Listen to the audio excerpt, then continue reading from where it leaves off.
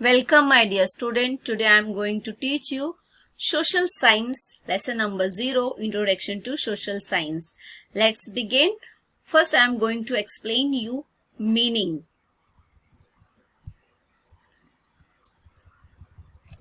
Social science aim to understand all aspects of society as well as finding solution to deal with social problems.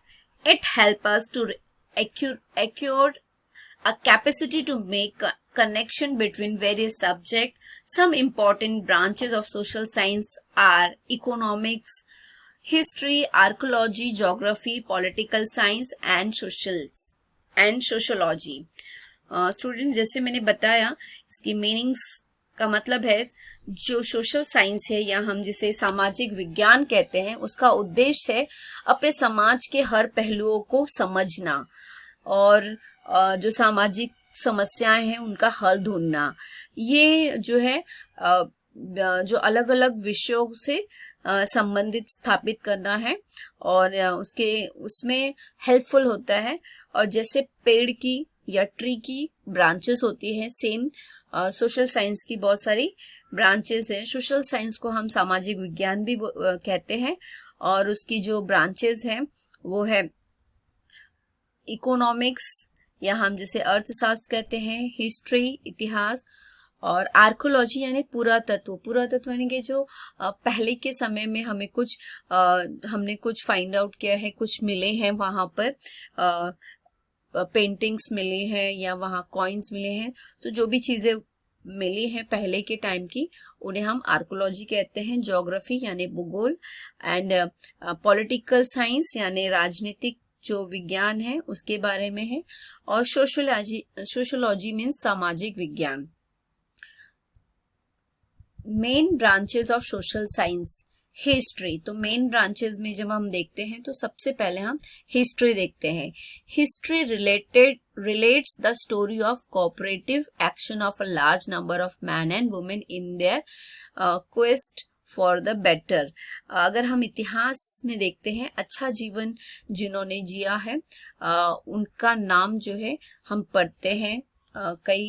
ये जो है man and women जो साधारण लोगों के जीवन की कहानी हम इसमें इतिहास में हम पढ़ते हैं, उनके जीवन में जो उन्होंने बेस्ट किया है उससे related. Archaeology is the study of Asian time with aspect to society and culture. Trace of event of past can be found in material remains, artifacts, burials, ruins, buildings, monument, inscriptions, pillar, metal plate, coins, seals, tools, poetry, toys, pictures, etc.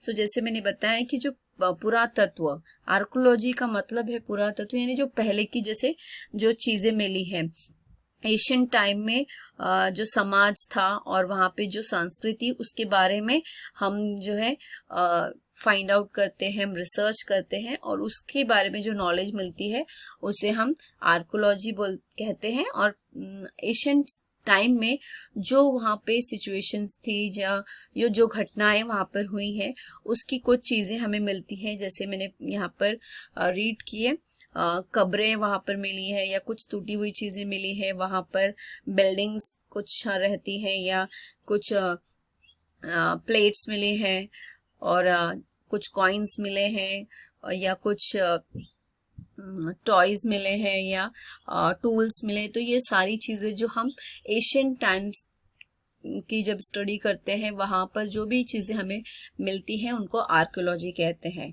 Geography is the study of earth, landscape, people, place and environment. It is unique in bridging the social science with natural science.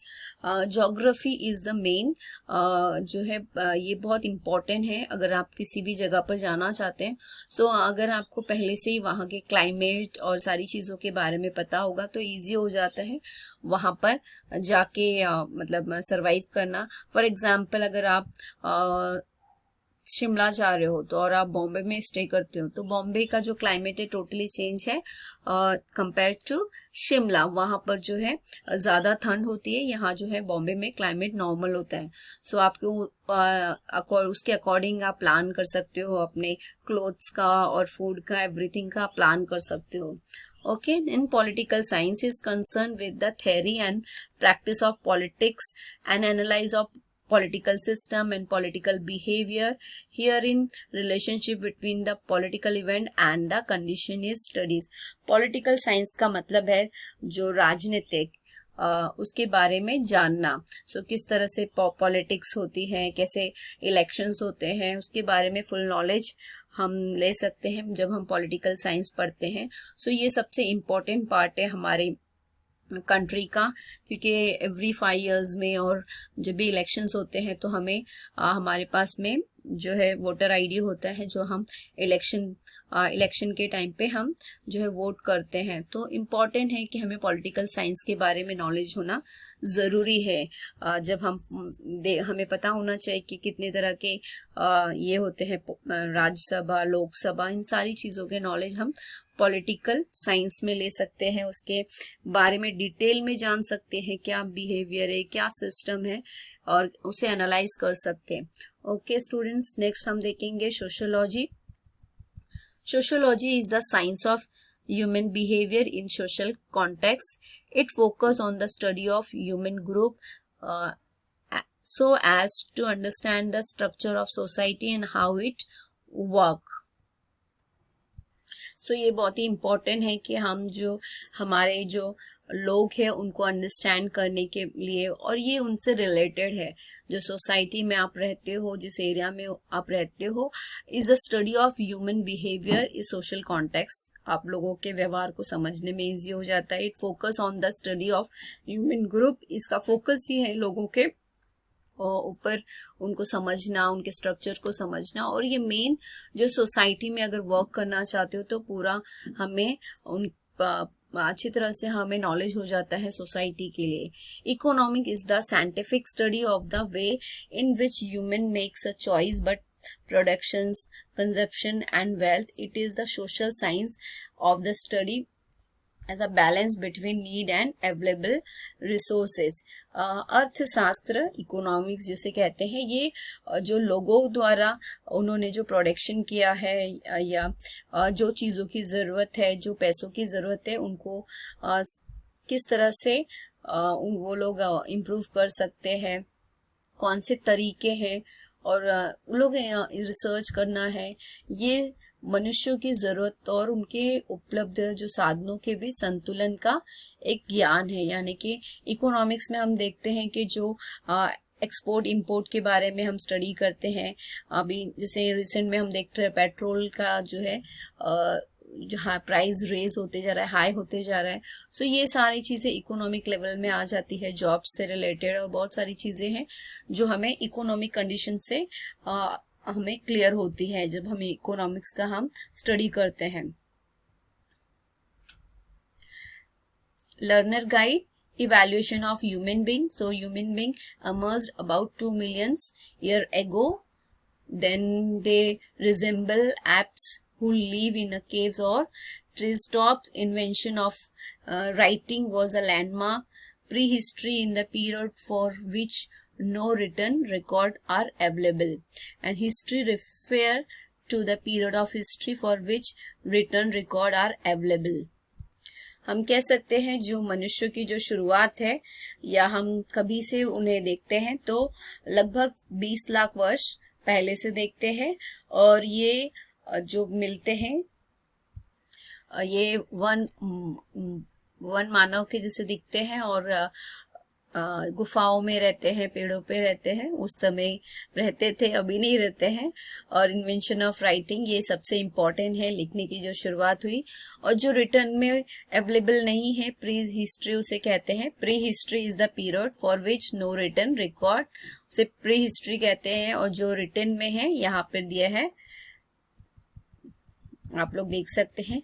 मैं जल्दी जल्दी बताऊंगी इसको, पैलोथिक as कहते हैं और Mesolithic as कहते हैं, नियोलिथिक एज कहते हैं। तो यहाँ पर जो दिया है 5000 BC to 10,000 BC and 10,000 BC to 8,000 BC, 8,000 BC to 400 BC। और यहाँ पर हम जल्दी से देख लेते हैं social science and problem of present day society. तो सोशल साइंस की जो प्रॉब्लम है प्रेजेंट में, it's very important, students concentrate here. Through the human have progressed from mere hunter to space age, problem still existing which are हम जैसे जैसे तरक्की करते गए प्रॉब्लम भी हमारी बढ़ती गई हैं।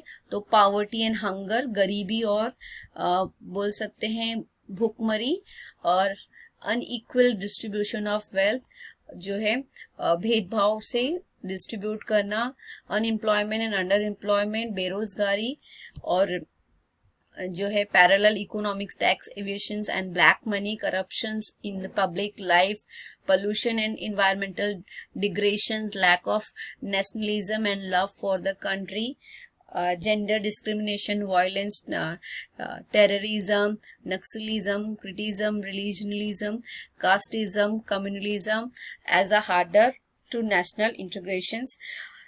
सामाजिक विज्ञान और आज के समाज की समस्याएं बढ़ते ही जा रही हैं। हालांकि समाज जो है मानव ने शिकार करने से शुरुआत की थी और अभी वो अंतरिक्ष में पहुंच गया है, परंतु फिर भी उसकी जो कई समस्याएं जो है बहुत ज्यादा है। गरीबी और भुखमरी, मैंने जैसे बताया, संपत्ति का असंतुलित बांटना, बेरोजगारी और कम रोजगार होना, जो है काला बाजारी और चोरी करना, काला धन इकट्ठा करना, ये सारी चीजें हम देख रहे हैं आज के समाज में। सामाजिक जीवन में भ्रष्टाचार बहुत बढ़ गया है, प्रदूषण बढ़ गया है, जो पर्यावरण है वो पूरी तरह से दूषित होता जा रहा है। देश प्रेम की जो भावना है या राष्ट्र प्रेम की जो भावना है पूरी तरह से खत्म होते जा रही है, बहुत उसका अभाव हो गया है।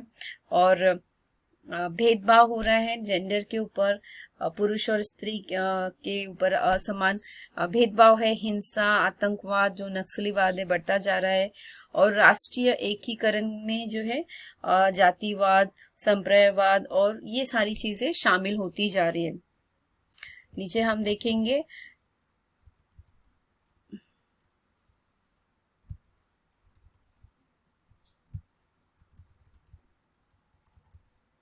Different stage of human development.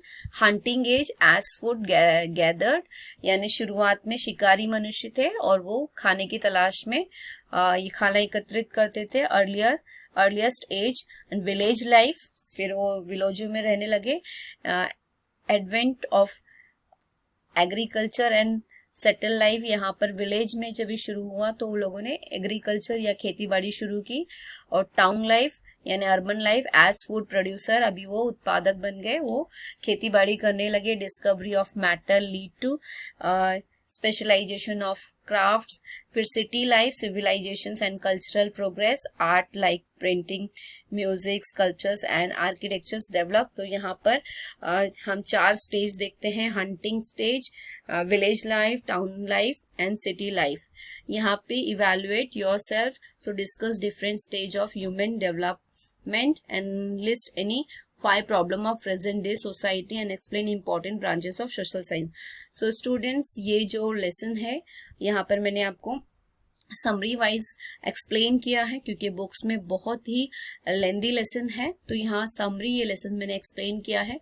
Importance चीजें यहाँ पे एक्सप्लेन की है। सो you have to study this all points and write in down your notebook।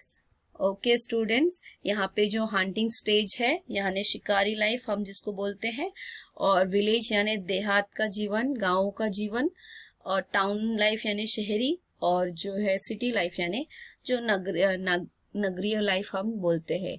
I hope student ये लेसन आपको अंडरस्टैंड हुआ होगा। Thank you.